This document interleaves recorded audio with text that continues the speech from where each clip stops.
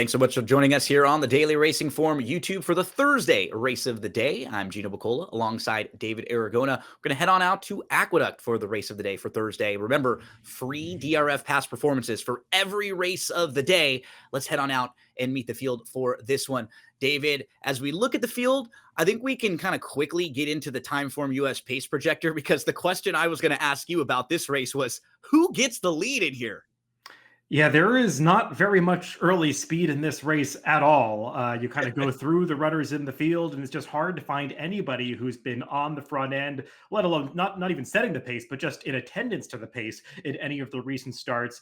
Horses have run some nice speed figures coming in that certainly make them good fits at this level. Runners like the number 6 Mighty Atlas, who's actually won this condition before, or the number 8 Shadow Dragon, who just keeps picking up pieces and running competitive speed figures. But they've all got some questions to answer, especially with regard to what kind of trips they're going to get in this race. So not shocking to see that favors front runners, those icicles showing up on the pace projector here, because we've seen Mighty Atlas show some speed, but not necessarily a horse who needs the lead or is consistently on the front end. I guess we could see a horse like Dr. Kraft, who has shown some speed here and there. It just comes down to maybe which one of these jockeys want to take the initiative, maybe get a little bit aggressive, who has a good beginning and perhaps just goes on with it. But in a situation like this, where I don't necessarily think there are one or two horses that this favors, I kind of just play it like as even of a race as possible, because I'm not using one of these horses as, oh, they have such a weapon of speed that they're going to be able to use that to their advantage.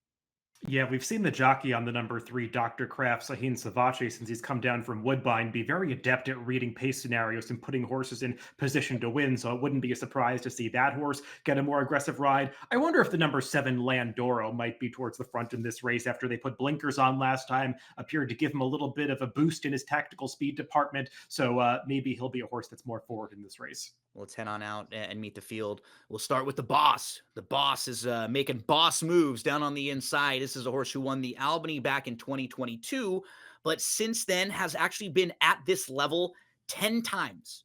And the closest he's been is beaten 5 lengths. Last 3 starts only beat 4 horses combined. Wheels back quickly in 7 days.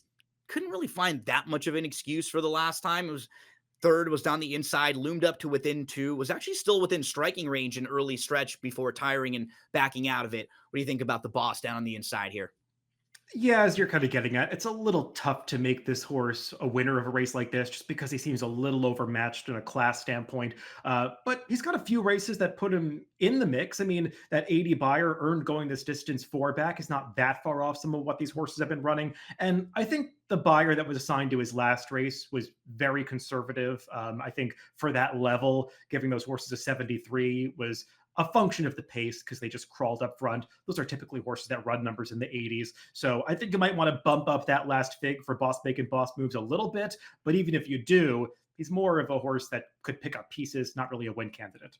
Rock the Weekend steps up in class from the non-winners of 1 to the non-winners of 2. Was a 4-length winner last time. I was in between horses, lost position early, kind of got shuffled back a little bit. Actually still had some work to do at the top of the stretch, but really got into a nice stride late. We'll probably have to improve on speed figures to win this race, but you know what? This horse is sharp right now. Those last 3 races are all pretty solid and has done some good work at Aqueduct. Yeah, he's stepping up, but as you said, he's been in very good form. A little tough to take a horse that just won for the $10,000 claiming tag 3 races back now in a second level New York bred allowance optional claimer when these types of races typically come up pretty tough. But he just keeps stepping up to the plate in his last few starts. It's funny, he's a horse that seemed to absolutely detest a wet track early in his career, but somewhere around the midpoint of his racing campaign, he started to like a wet track, and actually his best races recently have come over sloppy sealed racetracks. Probably not going to get that on Thursday at Aqueduct. Dr. Kraft, the 3, is one who I agree with you. You were pointing out that you could see him being more forwardly placed in here with a very heady rider who's been aggressive and been really doing a great job since coming down from Woodbine. Dr. Kraft, I mean, at this point, at August of last year, probably would have been favored in this race or one of the top contenders, but the last 2 gone off form a little bit, was really wide early on, and then just kind of dropped back and non-threatening at this level last time out. He was one that was a little bit of a tough read for me. I'm just hoping that they get him into the race more early on, and I think that will give him a better chance to finish in here. What do you think about Dr. Kraft? Yeah, the biggest issue with him for me is that he's just not really a winning type, and he's gotten good trips in these kinds of races before and just settled for minor awards. I found his loss on August 1st at Saratoga to sort of be, the quintessential race for this horse because he was in position to win that race, got a perfect trip up the inside over a rail bias track, and yeah, drifted off the rail a little bit at the very end, but was not supposed to get run down that day by today's rival Jackson Heights, and did so anyway. I think he's got a lot more early speed than he showed in his most recent start, but I still wonder if it's just another minor award coming for this guy.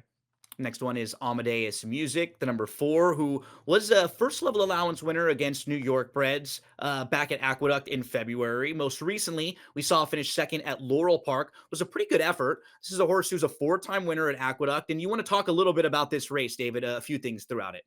Yeah, you could see a horse break slowly with the white face there. That was Amadeus Music. He broke about a length or two behind the field, and just watch this move he puts in around the clubhouse turn. He is last at this point, but going wide, he's going to loop horses, and we'll see some of this move as he just continues to gain position, just keenly onto the backstretch. And he actually is up to the point where he is leading by the time they get to the top of the stretch here. So just a big prolonged move after a tough start, and this horse continues to battle on all the way to the wire against greener pastures, a Jamie Ness trainee who has just been in razor sharp form recently. So this was a huge last race for Amadeus Music.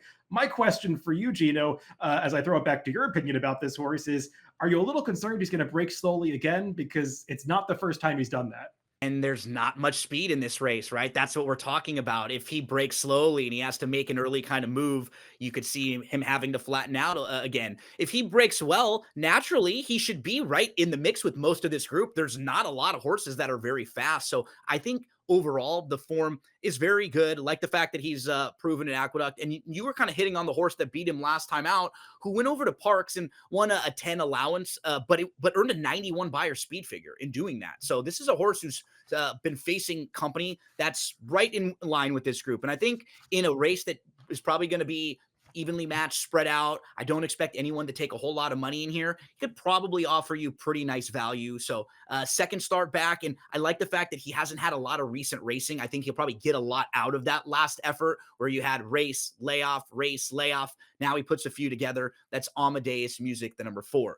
Let's move to Jackson Heights, another horse who have to be a little bit worried about the running style for this one, right, David, and the way this race shapes up, because he certainly wouldn't be overmatched just on a class standpoint with most of this field, but he drops so far out of it, and there is not a lot of early speed in this race to set up his late rally. I'm just worried about the race shape in here for him.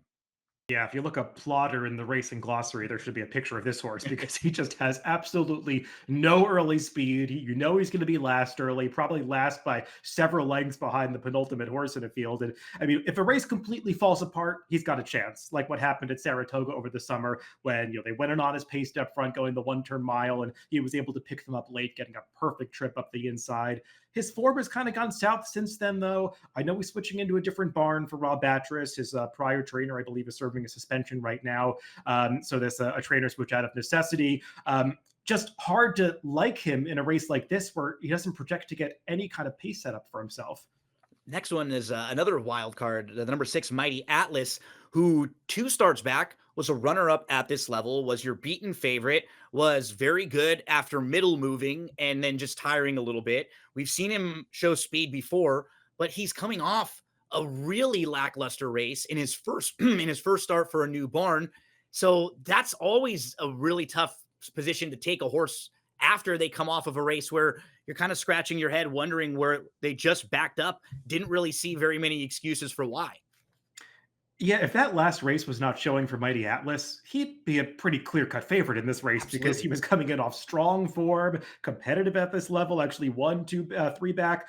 The last race, though, has to be a major concern because it's first off the claim for a new barn. Claiming horses away from Mike Maker is never an easy thing to do. And I do think you want to note Mike Maker was running this horse for a tag 3 back when he didn't have to because this horse was still eligible to race for the allowance condition that day. So you wonder if they kind of thought there might be an expiration date on this horse's form, and maybe now it's finally come. He was just eased in the late stages last time by Jose Lezcano, so maybe that exaggerated the margin of defeat a little bit, but it was still pretty disappointing. So there has to be some major question marks about Mighty Atlas coming in here. Landioro actually has the a win most recently. He has one of the lower buyers in the field, but his form is actually kind of solid. And when you look at the rest of this field and you're kind of comparing it, by process of default, he might end up being in a good spot because there's just not that much early speed in here. Was off from June to September, ran third against first level allowance company, off a couple more months now, David. So what do you think about Landioro? Yeah, he may be a little hard to like when you're just looking at him on paper because, as you said, he's run a little slower than some of the others in this field who have earned top buyers that are just 5 to 10 points faster than his. When you look at his last race, though, which we'll take a look at here, he's holding off Rock the Weekend, who we just talked about, a horse who's in great form right now. But when you check out some of the other horses that were in this race, which you can do, with your free PPs, going into DRF Formulator, clicking through to the chart, and checking out the past performances of some other horses in this race, a lot of horses have come back out of this race who finished behind Landoro to improve their buyers. The third place finisher, Colomio, came back to win, improving his buyer 9 points. The fourth place finisher won next out, improving 16 points. The fifth and seventh place finishers came back and improved by 15 and 25 points. So maybe that 77 buyer is one that we should be viewing as a little bit higher than it appears on paper. And if he can make that step forward in his speed figures and show the tactical speed that we saw from him last time, he could get the right trip and be pretty formidable in this spot. And in a race like this, David, where I was talking about the horse from the inside who's been beaten at the level over and over, we're going to talk about Shadow Dragon a little bit. You have a lightly raced horse who hasn't been defeated over and over and over again. And feels like there's some upside with him too, Land Dioro. Let's round out the field with the aforementioned Shadow Dragon. So 11 starts at this level. 5 times he's finished second. 4 times he's finished third. He has a fourth and a fifth. So he always shows up and fires, and he should be competitive with this group, but he doesn't have a whole lot of speed, and he hangs a little bit. In his most recent race, he at one point was traveling really, really well behind horses. He kind of loomed up. He looked very live. And then when he got an opening, just a little bit flat again. So I would not be surprised at all to see him right in the mix, finishing second or third. But at a shortish price, I'm looking elsewhere for horses on the win end. Yeah, you mentioned those 11 losses at this level. He's been favored in 5 of them. He has been less than 4 to 1 in 10 of those 11 races and has not gotten the job done. So a horse that is underperforming every time while still running decent races that certainly make him competitive here. He's just underperforming the expectations of the bettors by not actually visiting the winner's circle. So I think he's going to be in the mix at the end like he always is, but a little tough to endorse in a race where he might just be a short price by default because there are so many questions about others. And another one who's not necessarily quick early on. It's not like he makes his own trip. So let's round out this field. Let's take a look at selections here. David, you start us off with the number 7, Landioro. Yeah, exactly what you were getting at, Gino. He just feels like the horse that's coming into this race on the upswing, whereas we've already seen the best of a lot of runners in this field. I can make the case that the last race is better than it looks, which I did. And he's got the tactical speed where I just think he's going to get the right trip in this spot. I like Amadeus Music the most. I'm a little worried about the trip, but as I was kind of pointing out before, I'm not sure who is going to get the lead in here. I'm not sure who to lean on to get that advantage. So the way I sort of played it is, I think Amadeus Music is a horse who I would bet. We know the measuring stick, Shadow Dragon at the level. Then the 2 horses who might be able to get some advantage from the speed, I put them in third and fourth. Could see Mighty Atlas and maybe Dr. Kraft being some of those horses who are forwardly placed and hanging around for a share. So David will put the 7, Landioro, on top, 7-4-8-3, 4-8-6-3. However you're playing them on Thursday at Aqueduct, we wish you the best of luck.